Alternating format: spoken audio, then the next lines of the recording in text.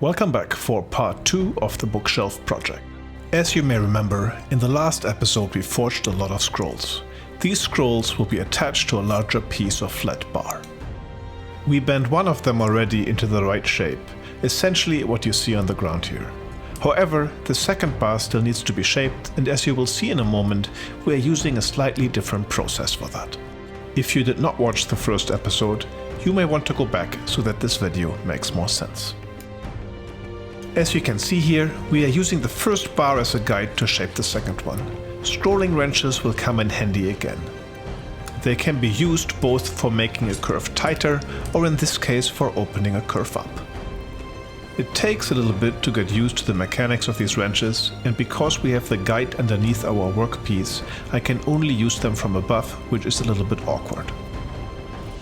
We will take multiple heats and slowly work along the guide till we have matched the curves as closely as possible.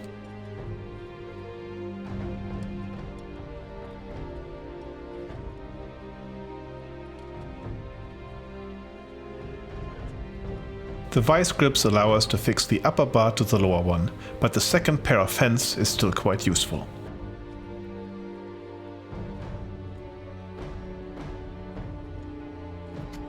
Now that we have made all the parts for the bookshelf sides, we finally assemble them together. Lots of small clamps fix the scrolls to the center bar until I can tack weld them in place. Our original plan was much more ambitious. We wanted to join the scrolls with collars or rivets, but realized that given our time constraints we had to get results much faster. Since the frame needs to be reasonably level, we can adjust the scrolls after they have been clamped with light hammer blows.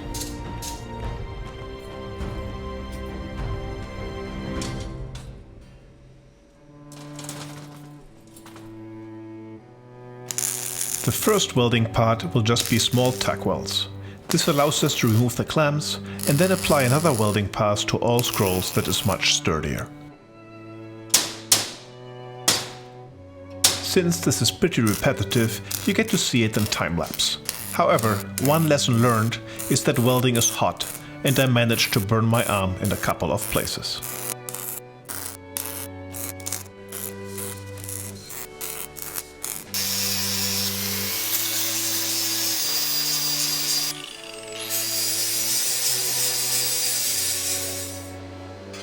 After all the welding and cleanup is done, we now have both frames.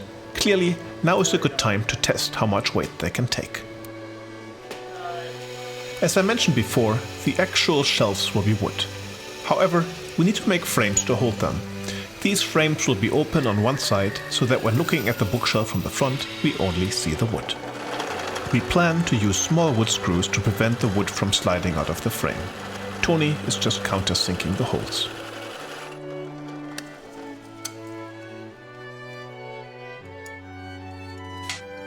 To ensure that the frames are flat and have square corners, we need to use a little bit of scaffolding. Just wait till you see the construction to make sure they are level.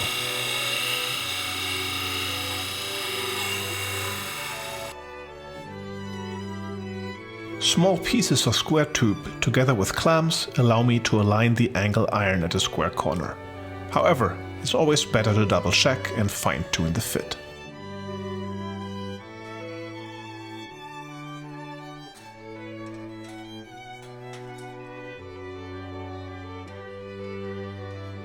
Again, light taps with a hammer allow me to square things up. It's also important that the pieces don't match perfectly. We need a little groove for welding.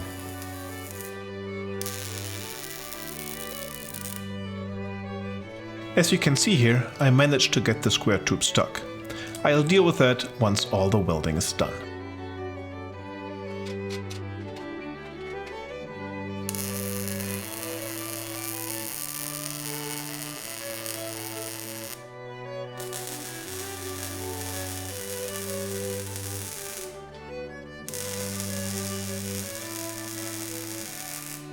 At this point, I have finished welding all the shelf frames and cleaned them up. Now I'm attaching them to the sides of the bookshelf. Although difficult to see here, I created quite an elaborate construction to check that each shelf is level to the ground. This required a lot of extra clamps and straight square steel tube. One of the steps I'm not showing is the blackening of the steel frame under heat with wax. Blending in the weld spots can be achieved by liberal application of heat too. All the metal manipulation is finished. For the wood, I found planks of 1-inch thick eucalyptus with a very nice pattern. A round overbit on the router allows me to establish a round profile on the visible side of the wood. A challenge with eucalyptus is that it tears when drying, so there are a lot of tears in these pieces. While not perfect, they add to the character. Each piece of wood needs to be individually fitted into the steel frame, so I will do a rough cut on the bandsaw and then plane it on the router to make the surface as smooth as possible.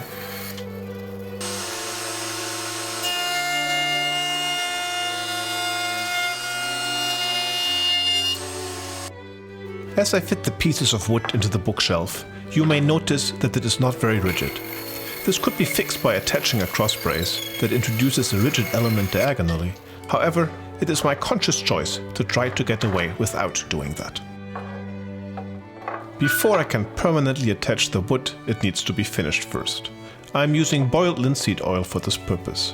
Linseed oil has been used historically in a slow drying form, but the preparation here can dry in just a few hours.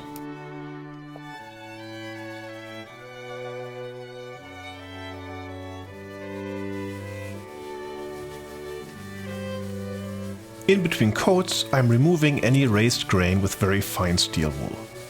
For these shelves, I applied just a couple coats, and as you can see, I'm not really set up for drying these, so I'm doing each side individually. Even after just one coat, the pattern in the eucalyptus has really started to show. I think the contrast with the black steel will look very appealing.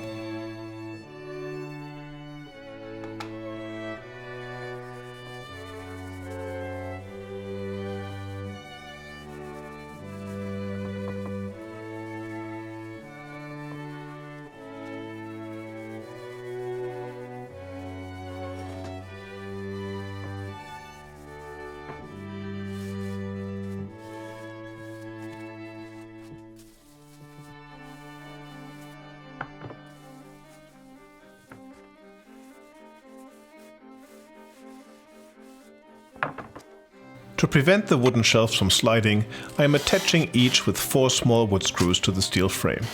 I need to be careful that the pilot hole is not going to come out on the other side, since the planks are only 1 inch thick. While not obvious in time-lapse, I'm trying to be careful.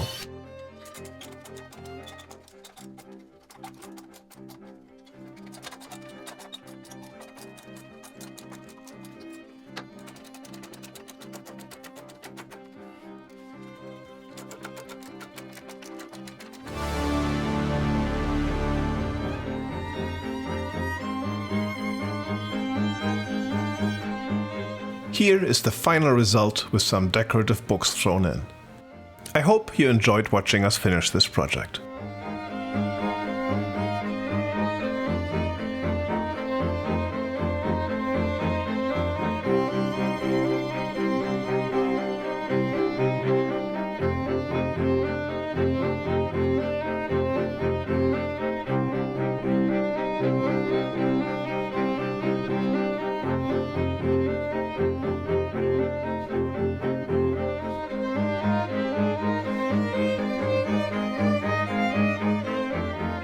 If you enjoyed this video, please give it a thumbs up and subscribe to my channel.